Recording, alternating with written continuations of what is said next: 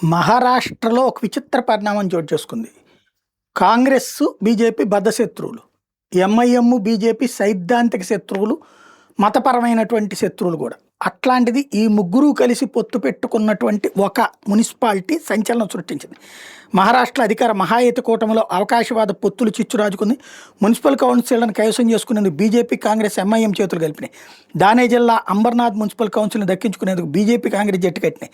27 మంది కౌన్సిలర్లతో అతిపెద్ద పార్టీగా అవతరించిన షిండే సేనకు అధికారం దక్కకుండా చేసేందుకు బీజేపీ, కాంగ్రెస్, ఎన్సీపీ అంబర్నాథ్ వికాస్ అఘాడీ పేరిట కూటమిగా ఏర్పడ్డాయి. 60 స్థానాల్లోని కౌన్సిల్లో మేయర్ పీఠం దక్కించుకోవడానికి 31 మంది కౌన్సిలర్లు అవసరమైతే బీజేపీకి చెందిన 14 మంది కౌన్సిలర్లు, 12 మంది కాంగ్రెస్, ఎన్సీపీకి చెందిన 4, 2 ఇండిపెండెంట్ కౌన్సిలర్లు కలిపి మొత్తం 32 మంది కూటమిలో చేరారు. దీంతో బీజేపీకి చెందిన తేజశ్రీ కరంజ్వాలే అంబర్నాథ్ మున్సిపల్ కౌన్సిల్ మేయర్గా ఎన్నికయ్యారు. కాంగ్రెస్ ముక్త భారత్ తోటి పిలుపునిచ్చిన కమల్నాథ్లు అదే కాంగ్రెస్ పొత్తు పెట్టుకోవడం తమను వెన్నుపోటు పడవడమేనని, అధికారం కోసం ఎంతకైనా దిగజారడం సరికాదని షిండే సేన నేతలు ఆరోపించారు.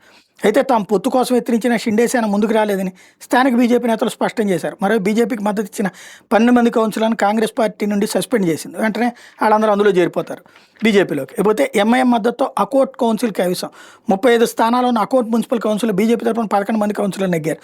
దీంతో ఉద్ధవ్ థాకరే యూబీటీ, షిండే సేన, అజిత్ పవార్ ఎన్సీపీ, శరద్ పవార్ ఎన్సీపీలకు చెందిన కౌన్సిలర్లతో పాటు ఏఐఎంఐఎంకి చెందిన 4 కౌన్సిలర్లతో కలిపి కమల్నాథ్ అకోట్ వికాస్ మంచిగా కూటమి ఏర్పాటు చేశారు.